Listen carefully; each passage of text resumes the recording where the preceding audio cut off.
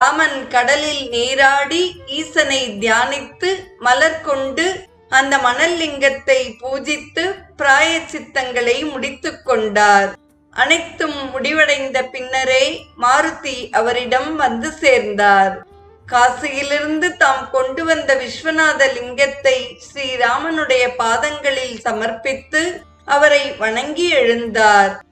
மணற்கரையில் லிங்கம் ஒன்று மணலால் பிடித்து வைத்திருக்கப்பட்டதையும் அதற்கு மலர்கள் கொண்டு பூஜித்திருப்பதையும் கண்ட ஆஞ்சநேயர் வழிபாடுகள் முடிந்துவிட்டன என்பதை உணர்ந்தார்.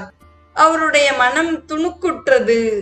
பிரபோ, பூஜை முதலானவை முடிந்துவிட்டனவா என்று கேட்டார். ஆமா ஆஞ்சநேயா, நீ வந்து சேர்வதற்குள் சுபவேளை கடந்துவிடும் போல் இருந்தது. ஆகவே மணலால் லிங்கம் பிடித்து பூஜையை முடித்துவிட்டேன் என்றார் ஸ்ரீராமர். தாம் காசிக்கு சென்று ஈசனிடமிருந்து பெற்று வந்த லிங்கத்தை என்ன செய்வது என்று ஆஞ்சநேயர் கேட்டிருந்தால் விஷயம் விபரீதமாகி இருக்காது. ஆனால் கண நேரத்தில் சிறந்த அறிவாளியும் நவ வியாக்கரண பண்டிதர் என்று கொண்டாடப்பட்டவருமான ஆஞ்சநேயர் கோபத்துக்கு ஆளாகிவிட்டார். அவர் கண்கள் சிவந்தன.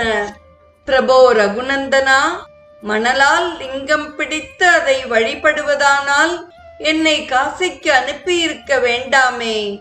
ஆஞ்சநேயருடைய உள்ள குமுறலை கண்ட ஸ்ரீராமர் மெல்லச் சிரித்தார்.